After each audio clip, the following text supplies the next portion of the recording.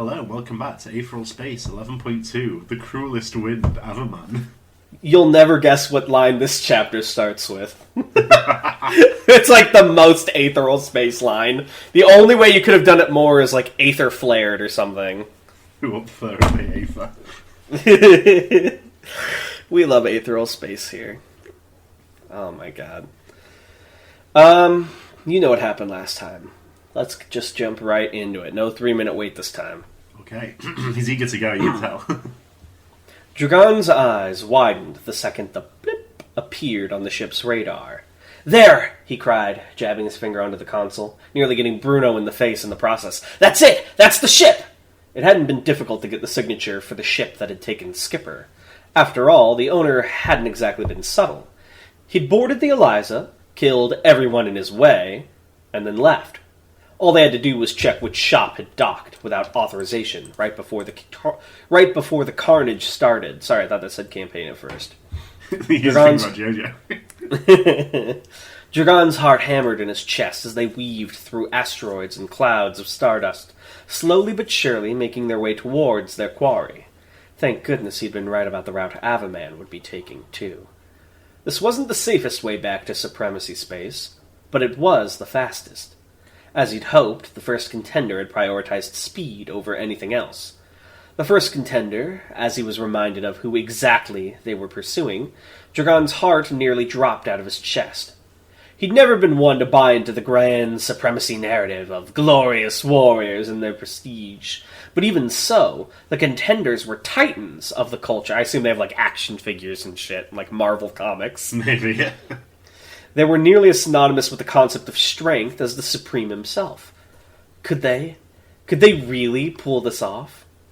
A heavy hand landed on Dragon's shoulder, and he looked up to see Ruth standing behind him. Her face was hard, firm, eyes focused on the distant red light that had just come into view. Even as she spoke, she did not let that ship out of her sight.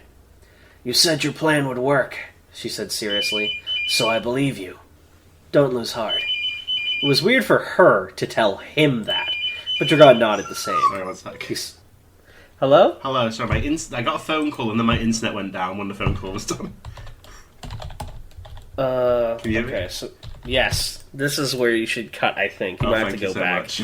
I had no idea what to say, so it was really embarrassing, so please cut it. Okay, so, where were we? Don't lose heart. Don't lose heart. It was weird for her to tell him that, but Dragon nodded the same. He swallowed, turning back to the flight console. Bruno bit his lip as he continued to maneuver through the stellar debris, the two of them leaning over his shoulders. "Remember," Dragon said quietly, "this can only work if we get close enough. I need a hole in that ship. It doesn't matter how small it is. Just anything." Oh, is he going to Gemini World into the ship? Oh my god, fucking Emporio through the crack. As Bruno concentrated on piloting, Serena spoke out of their mouth. "Mr. Dragon," she said cautiously, "a ship like that will have self-repair, you know. Even if we open up a hole, that doesn't mean it will stay open." Dragon's grip tightened on the back of the chair. "How long will I have?" "About 5 seconds, and that's pretty generous, Mr. Dragon." 5 seconds, in and out. You could do that. Wait, what? In, sure, but out? Are we operating in JoJo time now? Why he gets in like 1 second has passed. He's like walking like halfway through the ship. You can't even see me, Avaman. He casually hits an attendant and like a fork goes through their skull. Oh my god, Gemini it's quite time. thrilling to think I'll be able to use Gemini World even longer. "Give me as long as you can," he repeated. Bruno nodded, and the slipstream AE continued its approach. Avaman put his mask back on. Okay, now I don't have to do the skipper voice anymore. Various augmented elements appearing around his vision as he did so. His blood pressure, his heartbeat, his rate of breathing. All the information his suit read on his physical condition beamed right into his eyes. It read the signature of the approaching ship, too, displaying a rotating 3D model of the vessel right in the corner of his vision. Oh, that's cute. The Slipstream AE, equipped with top-of-the-range Paradisus technology. It would be a formidable opponent, but Avaman had faith. He had overcome greater challenges than this. He would eliminate them. He would eliminate them without fail and return his quarry to God. Oh, wait, is Esmeralda skipper? Yeah. Hey, fair warning! Cried out Esmeralda from his holding slab. Before he could speak any further, Avaman flicked the switch on the console, and a metal gag slapped itself over the prisoner's mouth. It would not do to listen to that man. His words were honeyed poison. Avaman's eyes scanned the readings the console was giving him. This wasn't his personal starship. He'd selected this one for maximum speed. As such, its weapon capabilities were somewhat lacking. It was vexing to rely on a ship that was less powerful than he himself. Hold on. Sorry. It was vexing to rely on a ship that was less powerful than he himself, but Avaman would use what he had. This asteroid field was a prime location to engage the enemy, the massive rocks providing easy cover against their attacks. Rather than continue fleeing and risk engagement in a less fortuitous environment, he would eliminate them here. Perhaps seeing his crew blasted apart would put an end to Esmeralda's japes. Is it Esmeralda? Is it Esmeralda or Esmeralda? Esmeralda. Okay, why is there an A after the R? It just is. Okay, fair enough. He is very chuny, but I love him for that. Okay, so this is a fucking modulated... What's-his-face now? It's in his head. I don't know if he thinks modulated. Fuck you. Let's see how you answer my grading first. Targeting computer was locked on. Automated defenses were activated. He was ready to kill. Avaman tapped a button, and 3 missiles were launched from their bays, red streaks spluttering behind them as they zoomed across the darkness of space. Even a regrettable ship like this had enough firepower to blast their paltry vessel apart several times over. A grin curled beneath his mask. Oh, he couldn't wait to see the look on Esmeralda's face. As expected, the Slipstream AE turned into a barrel roll as it attempted to avoid the barrage. The missiles missed by mere inches, flying past for a short time before reacquiring their target. Their thrusters stopped for a brief moment as the missiles reoriented themselves, blasting off once again to pursue the AE. The first missile smashed into an asteroid. The AE dived behind his cover, blowing it apart into chunks of rock. Avaman slid a hand over the part of the console that controlled the missiles, adjusting the programming of the remaining 2. The second would trail behind the first somewhat, giving it enough time to counteract whatever means the AE used to dodge.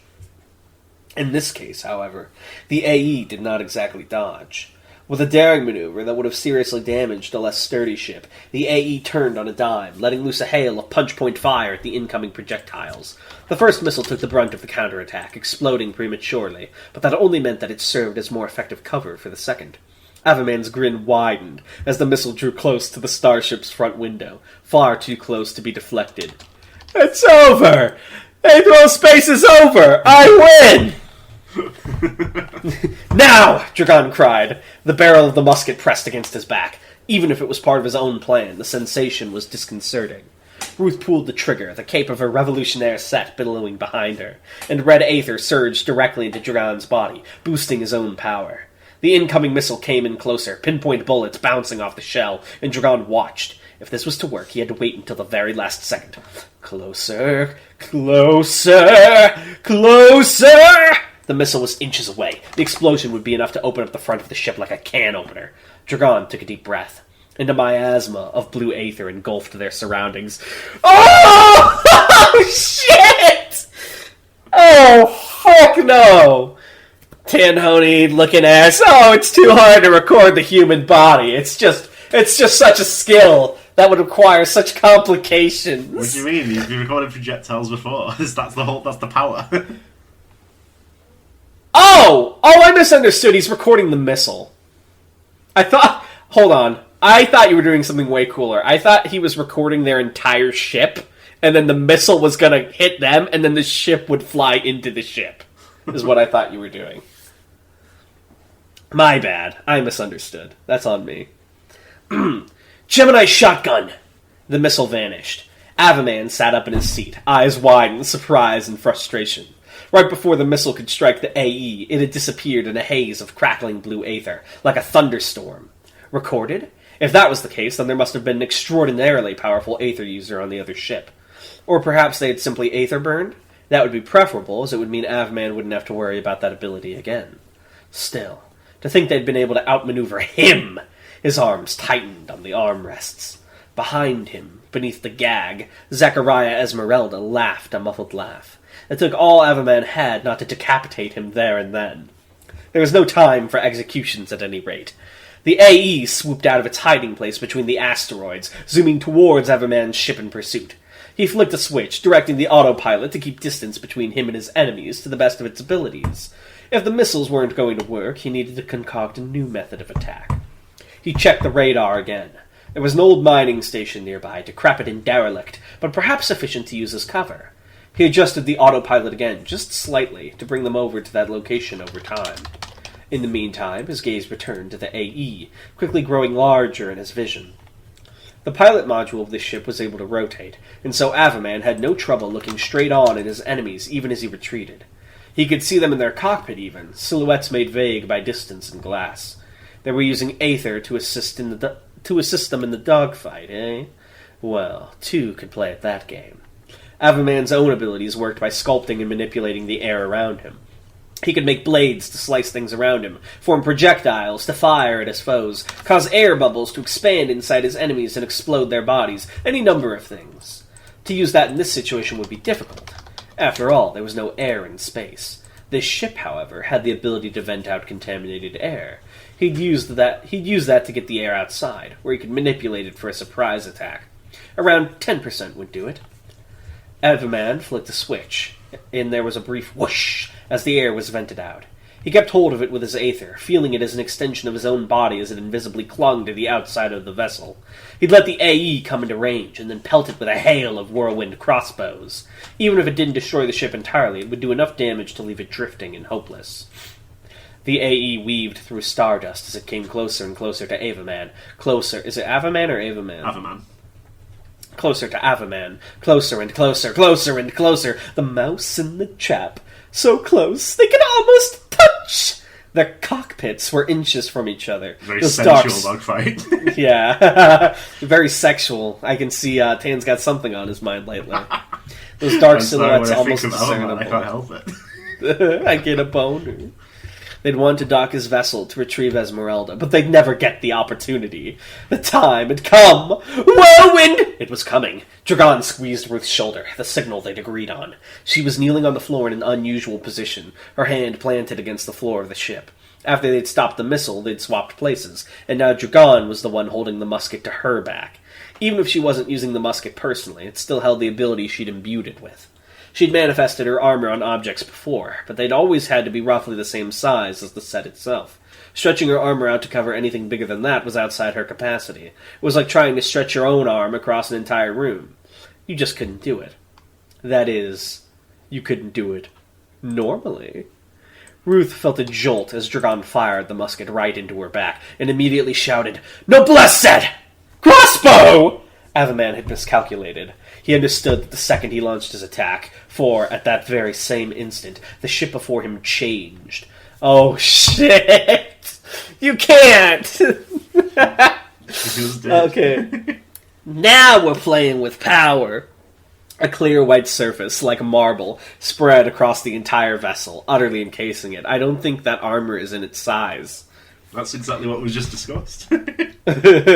He could manipulate his crossbows to a degree after he fired them, but from this distance there was nothing he could do to avoid hitting the AE. They struck as one, shattering the strange white plane, and then, still as one, they rebounded upon Avaman's own vessel. The ship shook wildly, alarms blared. There was the sound of cracking glass as the cockpit window was splintered, and an automatic arm immediately began repairing it, so fast that not even air could leak out. The AE passed above him, and Avaman swerved his own vessel to pursue. No doubt they thought they'd gotten one over on him. Well, they'd accomplished nothing! Any damage they'd done would be swiftly repaired, and the only thing they'd gained was his wrath! A sound behind him, a foot landing on the floor. Avaman whirled around in his seat, just in time to see a young man with silver hair wrench open Esmeralda's restraints, freeing him from the slab. It was the Cogitant from back on the Eliza, the one he'd used to take out Esmeralda. What was he doing here? Hadn't he learned his lesson the first time? Avaman thrust his hand forward furiously as Esmeralda collapsed forwards into the Cogitant's arms. Two phrases were screamed at once. "Whirlwind Greatsword, Gemini Shotgun!" as a massive blade of wind smashed into the back of the ship, devastating it. There was a split second where Avaman's view was clear. In that moment, his heart dropping, he saw it. He saw a spark of blue quickly writhing and manifesting the missile. Needless to say, as the returned missile struck Avaman, the ship did not survive. Oh my god, Tan? Tan? I can't believe Avaman died so quickly, smile. Ruth grinned breathlessly as she saw the explosion behind them, Avaman's vessel scattering into flaming debris that slammed into the surrounding rocks. It had worked. Their insane fucking plan had worked. They'd taken down one of the contenders. It had been simple.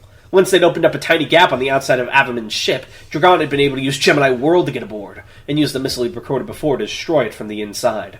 At the same time, he and Skipper would have retreated back into Gemini World. Wait, so did he bust up, like, the auto-repair console? He busted up. He blew a missile inside the ship. It's fucked.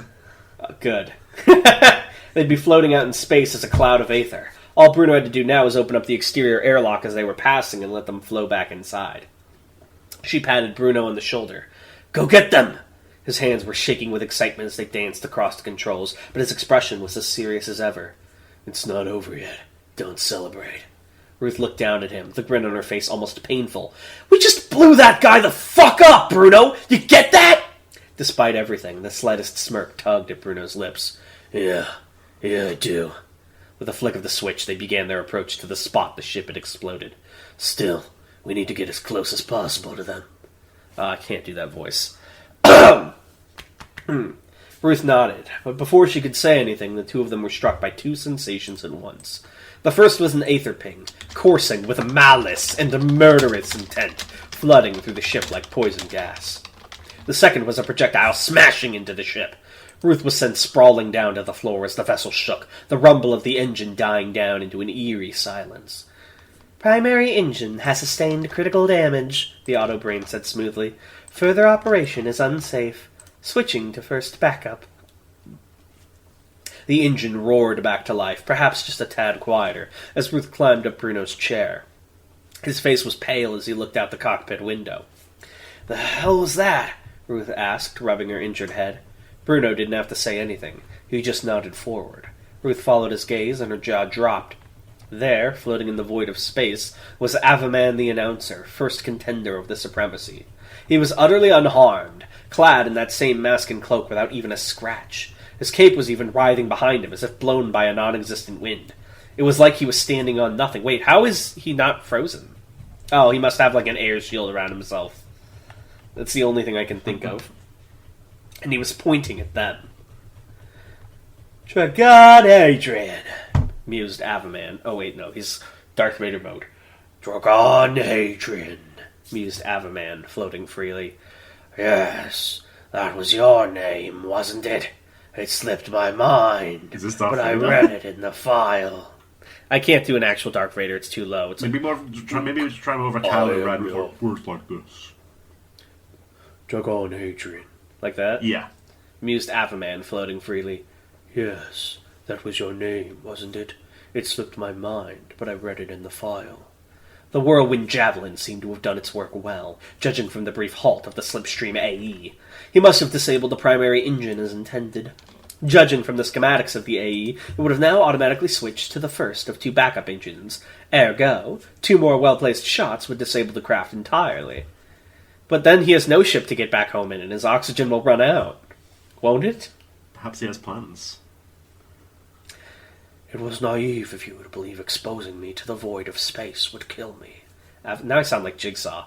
Avaman said casually, glancing towards the location of Hadrian's aether cloud. Wait, is it visible? Well, hold on. Continue the sentence. Oh, the location his aether ping had revealed to him. There it is. "I am a contender, after all. Still, I have to admit, your little gambit with the missile did make me sweat for a second there. Well done. Through the combined efforts of three weaklings, you managed to induce a moment's anxiety." This is where the part where the villain would be like, "You can take heed of that in the afterlife. Be proud. You managed to make me..." "Writ upon my meager grave." Oh, that's such a good line. Fuck. Someone should utter that in Aetheral Space. He tracked the far-off ship with his finger as it took cover behind the asteroids. Distance wasn't an issue, but those rocks would be. Unlike the mid-range attack of Whirlwind Crossbow, Whirlwind Javelin could fly at a distance of about a kilometer, but it could only travel in a straight line. A kilometer's not very far. How did it hit the other ship? How close were they? They're pretty close right now. But it could only travel in a straight line. Wasting ammunition on cover would be unwise. I'm sure you're wondering how I'm surviving right now, in the void of space, he continued, speaking, finger fixed on the AE's last visible position. This isn't a spacesuit I'm wearing, if that was your theory. It's just that my ship was full of air before it was destroyed. It was nothing for me to seize hold of it and create a habitable bubble. Yes, as things stood now, he was in no immediate danger of dying. The air he'd managed to collect would also serve as his ammunition. Technically speaking, he had enough air to produce about 7 more Whirlwind Javelins, but realistically he'd be able to fire off only 3. The remainder of the air would be needed to get himself to the mining station, after all. 2 hits would be required to disable the AE, and he had 3 javelins at his disposal. That meant he had 1 shot to play around with. Avaman adjusted his aim, focusing on an asteroid just a little bit further away. Whirlwind Javelin could only travel in a straight line, but that didn't mean he couldn't get creative with it. Whirlwind Javelin! Avaman fired, the bubble of air around him shrinking slightly. Smash! Ruth looked up at the source of the sound, but it wasn't visible from the cockpit. Bruno, in the pilot's seat, focused instead on the readings of the console, and when pale, he wrenched the lever that would get them moving again. What? Ruth demanded, clinging to the back of the chair to prevent herself from flying off. What is it? Bruno was still too focused on flying, so Serena spoke out of his mouth. Ricochet! She exclaimed, panicked. He blew up an asteroid, and now the chunks are coming this way! The slipstream AE weaved heroically through the incoming maelstrom, but there was only so much they could do. The ship shook as fragment after fragment struck the hull, red emergency lights blaring. Shit, muttered Bruno. Shit. He twisted the ship into a roll in order to avoid a particularly large chunk of rock, and at that moment, there, for a split second, the ship was just barely visible between 2 asteroids. Avaman smiled. Whirlwind Javelin! The ship shook once again, more violently than before. Warning signs flicked on around the console as the ship was plunged into darkness. Honestly, Jotaro was only in 3 planes before he realized that it was time to stop flying. How many ships have to be destroyed? They need to ships, though, to get places. Can't take a boat. They need a star submarine. Oh my goodness. Not just a ship. No. A second later, dim lights came back on, but the voice that echoed through the cockpit confirmed their worst fears. Backup engine has sustained critical damage, the auto-brain said. Further operation is unsafe. Switching to second backup. Oh, shit. Entertain the audience. How's it going, guys? The Aetheral Space second season of the cartoon will be airing soon, and we're all excited to find out who'll be voicing Dark Skipper. Who do you think will be in it? Please post in the comments. I wasn't expecting this, I didn't have material lined up. Good. Sorry. So, I didn't eat yet today. That's the first thing I'm doing after we finish this. So, I just got hit with the hunger all at once. My body was like, die. His fucking Sims bars went down. It automatically went to the fridge. Yeah, I'm good though. I just had an Oreo. I'll be good till this is over. Where was I? Bruno paled. Bruno paled, angling the ship to use one of the asteroids as cover again. One more shot and he's got us. Damn it. Ruth's eyes flicked around the void of space, as if she'd see something there they could use to survive this ordeal. But there was nothing there. Nothing but the dark. If they lost here, it was all over. Dragon wouldn't be able to maintain his Gemini world together. Either he and Skipper would reappear and die on the spot in space, or they'd disappear entirely. Avaman would be able to board the ship and kill them easily. One more shot would kill them all. Her grip tightened on the back of the chair. Hell no, she wasn't going out like that. If she was dying, she'd do it fighting, not sitting behind a rock waiting for the end. Besides, there was something out there in space, wasn't there? Something that could help them. Something that would definitely be waiting for the perfect moment. Bruno, she said seriously, I have a plan. Bruno and Serena looked up at her. Their gloved hands were shaking on the console, driven by tension and anxiety. She knew the feeling. Aren't their hands all fucked up, too? That's why they got gloves, yeah. Yeah, oh. Oh, Bruno and Serena, you wouldn't happen to have two right hands, would you? As quickly as she could, she explained her plan. That's crazy, Bruno muttered. Ruth swallowed.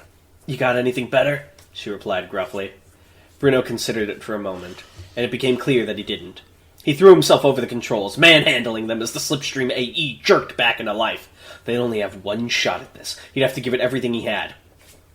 If I die, he exclaimed, I'm haunting the shit out of you! Oh, Avaman raised an eyebrow behind his mask. How utterly unexpected. The Slipstream AE had swerved out from behind its cover, and was now charging directly at him, thrusters propelling it at full force. I don't know why anytime it's the villain's perspective I have to narrate it like this, but I hope it's okay. He couldn't help but chuckle. This was the best that Esmeralda's disciples could muster? Doubtless there was a trick to it, but it was a desperate trick all the same. Did they seriously think he'd forgotten about that white shield? They intended for his whirlwind javelin to be reflected right back at him, but he had already seen through it. From what he'd seen the first time, that strange armor took at least 1 second to fully manifest. Avaman would simply wait until the very last moment before firing, giving them no chance to block. From there, he could execute them at his leisure. As the AE barreled towards him, it let loose another hail of punch-point fire, but to no avail. It simply bounced off the air bubble around him, individual bullets. Individual bullets floating off into the dark. Is he just stray cat? That is basically his power, yeah. Don't bury him under a flower, whatever you do. It'll come back. Avaman the Unfertilized. Weak weapons like these, without so much as a spark of aether, didn't even qualify as obstacles to him. Avaman simply continued to point straight at the incoming ship, waiting for that perfect moment. Closer. Closer. Closer. So close he could see the silhouettes through the cockpit window again. So close he could see the wear on the ship's hull. So close he could see the open airlock on the side. Wait, what? Just as Avaman thought that, he felt a sensation one never wants to feel while in the midst of battle. The sensation of cold, merciless metal pressing up against their temple. In an instant, less time than it took to blink, Avaman's eyes flicked off to the side, and he saw it, and he understood. The suicide charge of the Slipstream AE had been nothing but a distraction. He'd been so focused on them that he'd forgotten entirely about the aether cloud he was guarding. That brat could manifest things partially as well. The thing pressing against his head was the prosthetic index finger of Zachariah Esmeralda. His upper arm had appeared out of the cloud of aether. Oh my god. Fucking resolve right now. Blue sparks, but he's like breathing in his air bubble? Well, it's just his arm. It's just the prosthetic arm. But, like, is the air coming in? Because he's in the air bubble, right, of oxygen? Well, he doesn't need air. He's, like, aether right now, mostly. Oh. Blue sparks buzzing around the border between existence and absence. In that moment, Esmeralda's mouth did not exist in this world, but Avaman was still certain of the words he would be saying. Heartbeat shotgun. Avaman brought all his air back for defense as the sound blast struck him. He avoided serious damage to his skull as a result, but the impact was still enough to send him flying off, flipping over and over. No, me, Avaman, feeling nauseous! He roared in fury as the arm disappeared again, and that fury only intensified as the Slipstream AE zoomed past. The aether cloud surged into the open airlock as Avaman was forced to watch, drifting away, and the airlock slammed shut a moment later. By the time Avaman had used the air around him to stop his flight, the ship was already gone. Skipper dropped to the floor of the Slipstream AE, panting for breath. His metal arm was creaking and clicking, presumably from the intense cold. But that wasn't what Dragon's eyes were focused on. No, his eyes were focused on the other arm, the one that wasn't there. Right before Dragon had gotten them out of the ship with Gemini World, Avaman had launched an attack. Dragon had assumed they'd avoided that attack. It seemed that wasn't the case. Skipper's good arm was little more than gristle and dangling bone, blood pouring copiously onto the floor of the ship. There was a heavy Squeak! As Ruth opened the interior airlock, only for her to stop in her tracks one step into the room. He must have still been touching the nether wire when the attack hit. Dragon stared just like Ruth, dumbstruck for a moment at the wound. Skipper gritted his teeth as he clutched the stump. Get something to stop the bleeding, he grunted, forcing himself to his feet. That's Skipper, sorry. Oh. Get something to stop the bleeding, he grunted, forcing himself to his feet. Before either of them could say anything, he continued. But no panacea. Never panacea. He staggered past... Honestly, Skipper is more ethically correct than Dragon. Dragon should also not be using panacea now that he knows Panacea's Well, it's not story. a moral thing on Skipper, he's got PTSD from being in a big panacea vat for years. Damn. He staggered past the two of them on his way to the infirmary, pausing for just a moment to glance towards the cockpit. Serena was sitting there, her face just as pale as the rest as she looked over her shoulder at the bleeding Skipper. Lacey, it fails, Skipper said forcefully. Fast as you can! Don't stop for anything! I've been trying to read these last few chapters slower than normal, as requested by Paul. I hope I have delivered some sense of decorum to Aetheral Space. Give me your fun fact now. Do you have a topic? That's your job. Fuck. Tell me about Elysian Fields. Well, you're going to find out that in this story. I can't tell you about it now. Okay. Tell me about how Avaman first became a contender, then. Well, he was created to be a contender. They presented him to the Supreme. Supreme was like, whatever. And Avaman made the assassination attempt and failed, but became a contender. So Avaman never pleased the contender the way the real Skipper did? Yeah.